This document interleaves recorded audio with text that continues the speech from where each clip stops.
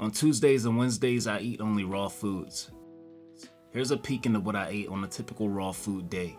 To break my dry fast, I'm starting the day with juice. 7 times out of 10, I would normally start the day with an herbal tea, but I like to switch it up sometimes. Juice is a great option for kicking the day off with energy. This particular blend is special to me. I call it my Rich Rising juice. It has oranges, rhubarb, and green apple. Oranges have always been marketed as an early day beverage. It was something you would see often included in breakfast here in the States. Rightfully so, as studies show oranges provide so many health benefits, from being anti-inflammatory to antioxidants and improving heart health. Yet orange juice has received a bad rep from pasteurization and overprocessing, which is just sugar with no nutritional value at that point. That's the case for many juice products on store shelves, but it hits different when you prepare it fresh at home. I'm using the Kuvings Revo 830. This device extracts juice from produce, minimizing heat during the process to preserve nutritional value. It makes all the difference in the quality of juice. I'll have a link with a discount code in the description and pinned in the comments. The rhubarb is great for eyesight as it is rich in flavonoids such as beta-carotene, improves blood circulation, and also lowers blood pressure. All great factors that benefit the eyes. I've found 3 to 4 inches of rhubarb is all you need. It's very sour. I juiced it once by itself and took a sip of it, and my face scrunched up so quick. But the other ingredients within this mix help balance it out for a refreshing drink. Rhubarb is now in season, so give it a try if you happen to come across it. For breakfast, to break my fast, get some fiber in, I'm gonna have a breakfast smoothie using baby banana, dates, hemp seeds, and coconut water.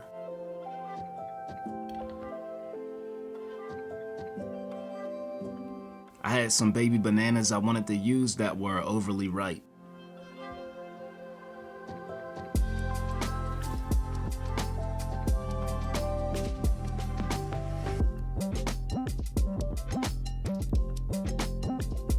I'm using the Kuvings Professional CB1000 blender, which I'm carrying with me if I ever open a restaurant or juice bar. Clearly, I wasn't in my right state of mind when making this. The ripe baby bananas, the bari dates, hemp seeds, and coconut water, it was good but a little too sweet.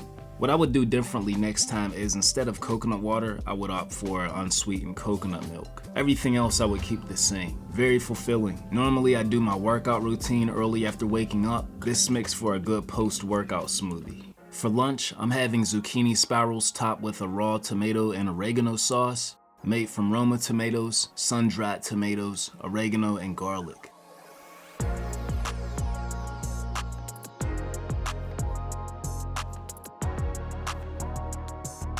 I'm gonna toss everything in a blender.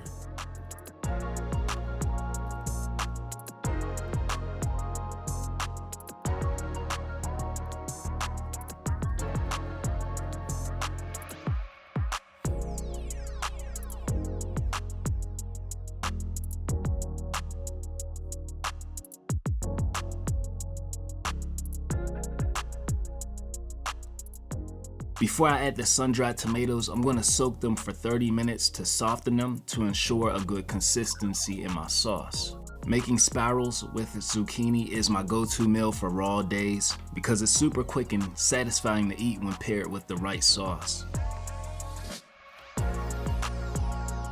I highly recommend this spiralizer. It's very easy to use and comes with different blade sets. It also keeps whatever you are spiralizing in place with the on switch.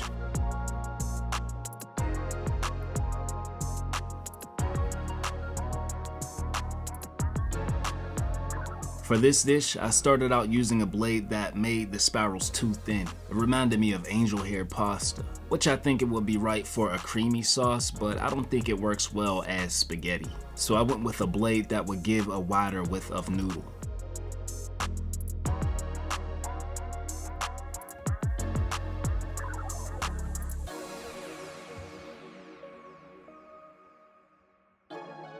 Now about the sauce, normally I wouldn't use garlic and would much rather opt to use ramps. Ramps is a leek type vegetable that has a taste similar to garlic but not as strong. It doesn't have the lingering aftertaste like garlic and it's way more beneficial. If I don't see ramps, I would opt for shallots, but neither were available. I felt the sauce wouldn't hit without either three, so I decided to use garlic this time around.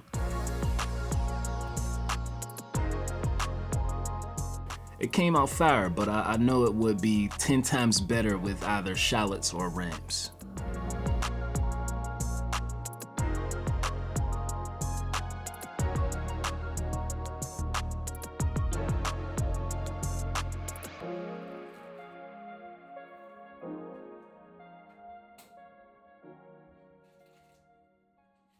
For dessert, I'll be making a fruit sorbet using mangoes, strawberries, cherries, and homemade pear juice.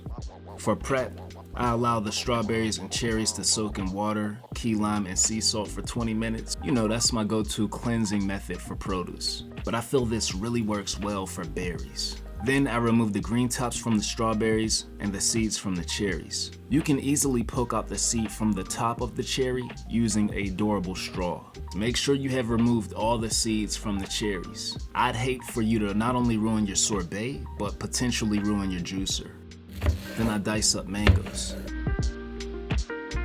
For juice, I only use 1 pear and 1 key lime. The pear juice is a nice addition because it helps to naturally sweeten the sorbet. I feel it's way better than adding agave or honey, and you're able to keep it just fruits only. The pear juice also makes the consistency smoother. I add it all in a container and freeze for 4 hours or overnight. Once again, I'm using the Kuvings Riva 830 juicer. But instead of the juice strainer, I'm using the sorbet attachment.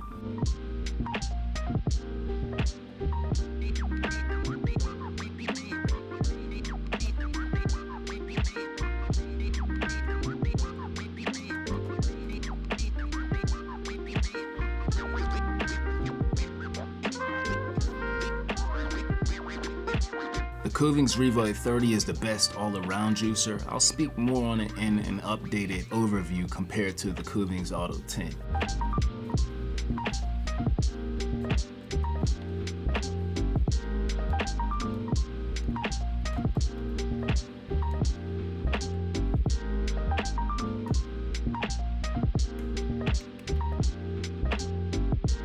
This sorbet hits different. The mangoes, strawberries, and cherries are classic summer vibes. The flavor profile is fire and it's simple.